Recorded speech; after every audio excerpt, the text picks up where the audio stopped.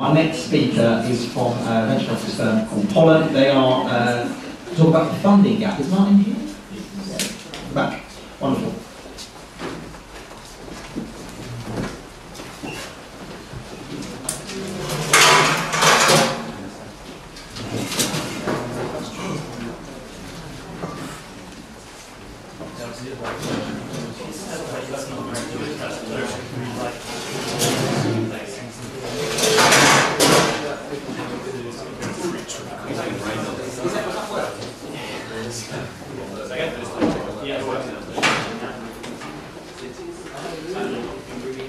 Great, thanks very much, good to be here. Sorry to be depriving you of your break. I'm Martin Macmillan, CEO of Pollen VC. The VC bit of Pollen is actually more around the class of capital we're trying to create, which is around velocity capital. So the whole idea behind Pollen is an acceleration of growth. And I'll articulate some of that through the problem we've identified in the market, which we call the funding gap, and what it means to developers. So let's get started with a bit of myth busting. Obviously everyone knows the stories of the Flappy Birds and Crossy Roads in terms of people just put games out there and they've just taken like wildfire with no additional user acquisition, etc. Back in the real world, for 99% of other games it's launched, it's really, obviously it's the session for you, you've got to have a sensible PR strategy, but reality is for most, particularly in the free-to-play space, you have to have a reasonably well-considered user acquisition strategy on the back of your all-important launch. So the problem we identified at Pollen, in fact we were previously app developers who had this problem ourselves, which is why we created the company, was this idea of what we think of as the funding gap. So this is typically after a launch event. If you are making money either through paid apps or through IAPs, you're earning money from day one, but you're not going to see that money out of Apple. Google's actually slightly quicker than this, but not a huge amount. And it's trapped in the payment system for sometimes 60 days, sometimes even a little bit more than 60 days. So certainly when we were running app and game businesses before, this was a real problem for us, and this is something we set out as Pollen to try and fix in the market. So if we've established then that that user acquisition on the back of launch is pretty much necessary, and there's this idea of the funding gap, let's look at a typical kind of launch scenario. So this is, when I say typical, this is on the back of Apple features, right? So we've taken data from 40 different featured games, both free to play and freemium, and then we've mapped out what's happened basically from launch. So what you see is obviously this massive spike in downloads, and depending on the monetization, you obviously get a big spike in revenues as well that follows pretty quickly close after. Excuse me. You know that feature is going to run for 7 days, and so typically what a lot of game developers we deal with and have dealt with in the past have the problem of is recognizing that when they're at the top of the charts, they know this is going to die very, very quickly, and what the smart ones are looking to do is to support that with paid user acquisition when it's running through the charts. But typically what happens is they're unable to get credit from the major ad networks. Typically these are small, maybe angel-backed, venture-backed startup game firms, or even bootstrapped. And what happens is the feature, which is really like the golden ticket, is effectively squandered. So what happens is the revenues and the downloads tail off super quickly, and then if you look here, a couple of months later, that's when you get your first paycheck from the platforms. And at that stage, you're basically pretty much dead. You're out of the charts. People have pretty much forgotten about you because you've not been able to acquire new users. And again, just to show the same data cut a different way, and this was data that we created with our friends at Priori Data in Berlin, so really good data company that work with a lot of game developers. So what we did is again took 40 free-to-play, 40 paid games, and then we benchmarked at 100% here, the peak day of revenues and the peak day of downloads, and then we built the curves in aggregate about how quickly both the downloads tailed off and also the revenues tailed off. Now, the caveat here is some of these had huge user acquisition campaigns behind them, and some of them had, and most of them had none. and this is the aggregate numbers. So you can see here, basically, the number we're really trying to get to is, from a revenue point of view, by the time you get to 60 days post-launch, post-peak revenue day of your feature, you've lost something in aggregate around 85% of your daily revenues, and that's when you get your first paycheck. So that's really what we're referring to as the funding gap. So if you figured out that you need to support a launch with a paid UA campaign, and the question then turns to how are you going to fund this user acquisition campaign, and this typically falls into a number of different opportunities. So first of all, you would go back to your VCs or your angels, or perhaps even you built this into a business plan, you've reserved maybe 25, maybe 50% of your entire funding you've received for a user acquisition campaign. Now, the fact of the matter is taking equity capital, which is expensive, dilutive money, and just putting it straight into prepaying user acquisition campaign is a really, really crazy way to deploy that capital. You should be keeping that money in the bank, using it to improve the game, improve the monetization, etc., but not just chucking it into UA thinking that that's going to be the golden ticket, because it's not, and also VCs really don't like it. The other thing you can do, and this happens obviously a lot, is that the developer may have created a great game, but they don't have either the UA or the marketing skills around it to do it justice in the market. So very often they go to a publisher, and in that case they're going to give up a revenue share. Obviously the economics can vary wildly depending on the deal that's done. But if you look at the first two, effectively one way you're giving up control, the next way you're giving up a revenue share. If you want to keep it all in-house and do it yourself, a lot of people in this space end up just putting their credit card numbers into Facebook, Twitter, AdMob, whatever it may be, and actually prepaying for the ads themselves, because they don't have credit lines available from the ad networks. Now, that works if you're doing a small campaign of maybe a few thousand, but if things really start to take, then the idea of prepaying potentially hundreds of thousands of dollars worth of adverts on the prepay networks doesn't typically stack up. But what happens behind that is this all too often scenario, basically, that you get some initial launch traction through a PR campaign, maybe a burst campaign, whatever. You're unable to have the funding to support it, so it falls off very, very quickly. You're not able to acquire new users on the back of it, and therefore what happens is you get confined to the history books pretty quickly. So again, it can tail off. You just don't have the funding, you don't have the oxygen to put the fuel on the flames, if you like, and sadly it goes out. So the velocity capital concept with Pioneer and Pollen is basically around a way of allowing you to draw down against the money that you've actually made in the early days on the app stores, not having to wait this whole 60-day cycle, but immediately, and by immediately I mean on a daily basis, be able to recycle this money that you're making directly back into user acquisition on a daily basis. So if you found, for example, if you went into a Vegas slot machine and you found that you could put $1 into a fruit machine and you would get $2 out, you wouldn't wait 60 days before you went back to that same slot machine and put the next $1 in. You would want to be hammering as hard as you can.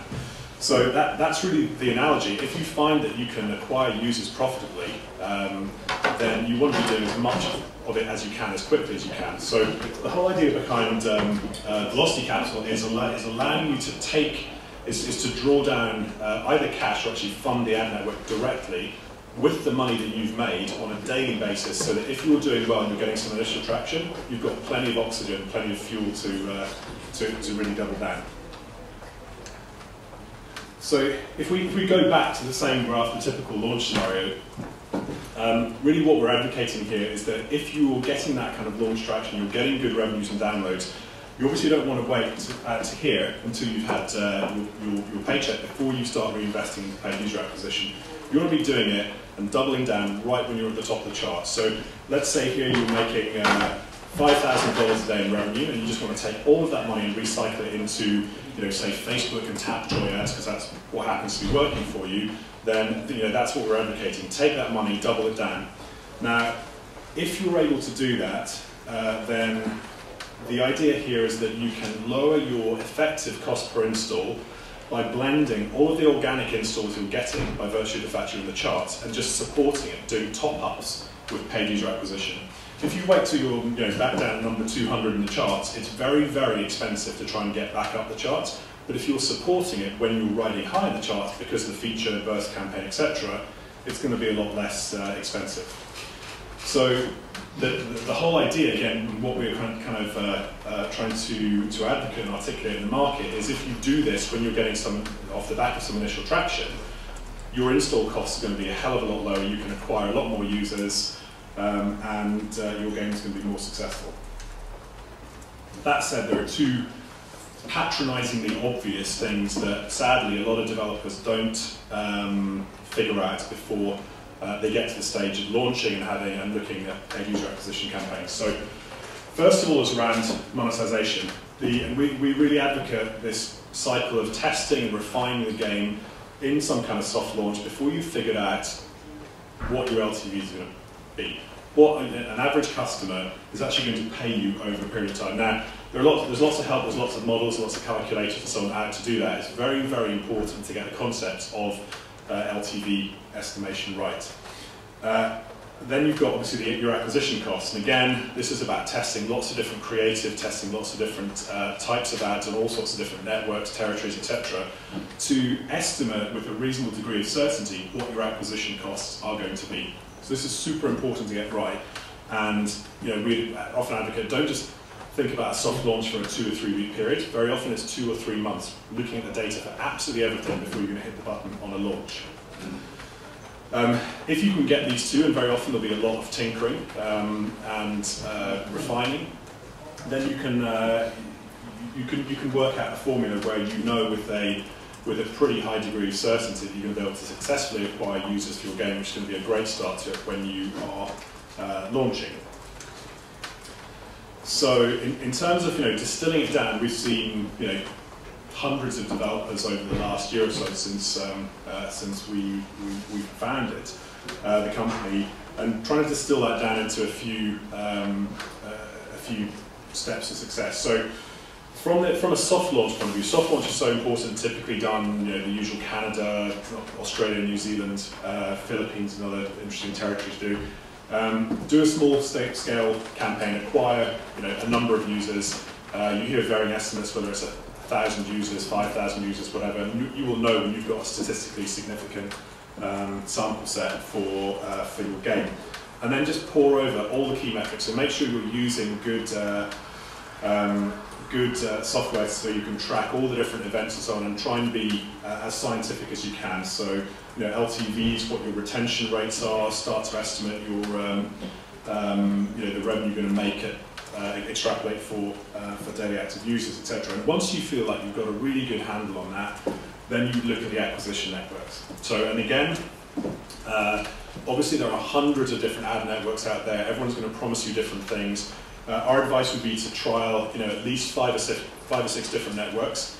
You would look to, again, prepay those networks with small amounts of money, or indeed money you've banked from your soft launch, and test lots of different types of creatives, lots of different demographics, etc. Basically as many as you can do to give you a representative data set. The other thing that's super important is to understand attribution as well. So there are a bunch of good attribution platforms. Again, all of them have a slightly different take, but if you're trialing 5 or 6 networks and you're getting hundreds or thousands of users on the back of it, you need to be very, very sure about the quality of users, which networks are actually driving not only users per se, but also which networks are driving your quality users, and you need to be able to do your various cohort analysis and so on that to work out where the good ones are coming from. And obviously just as well, understand your underlying kind of virality under there as well. So if you're getting users because people are sharing the game with their friends, etc., understand what that baseline curve looks like, so make sure you're not overpaying for users that you would have acquired anyway when you're looking at your attribution. If you can get to that point and you figure out you've got a formula, so you can put $1 into user acquisition, and with a reasonable amount of certainty you can get a positive return on that. Obviously you need to understand what the lifetime value is. If you're a social casino company, you might be calculating your LTV over a year, If you're a racing game or something, you may be looking more like a 7 or a 14-day period before you've got the majority of your LTV out. Again, that's just understanding your own game, understanding your own metrics. But if you've got a successful formula, then work out how you're going to fund this, because the worst thing you can do is come out of the starting blocks, start accelerating, getting some decent traction, and then not have figured out. So you may be going cap in hands to ad networks for credit lines. You may have the cash in the bank to pay them, but the way that most of the ad networks will look at it is that unless you've got a 1 or 2 year trading history, Dun & Bradstreet report, free cash flow, etc., they're very, very unlikely to extend meaningful credit lines when you most need them.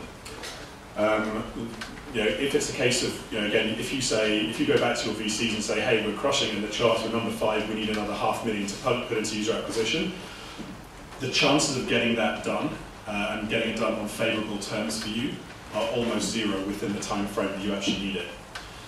So think through whether the model of being able to unlock your own receivables, your own sales, and putting that back in is a viable option for you.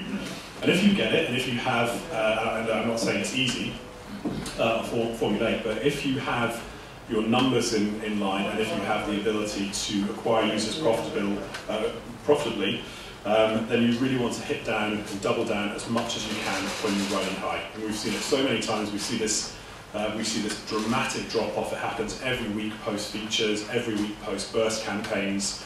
And it's kind of galling to see, because so many people put so much of their time, effort, their own money, personal sacrifice into it, and then because of the wider app store discoverability issues, they just never see the light of day properly and get the traction they deserve.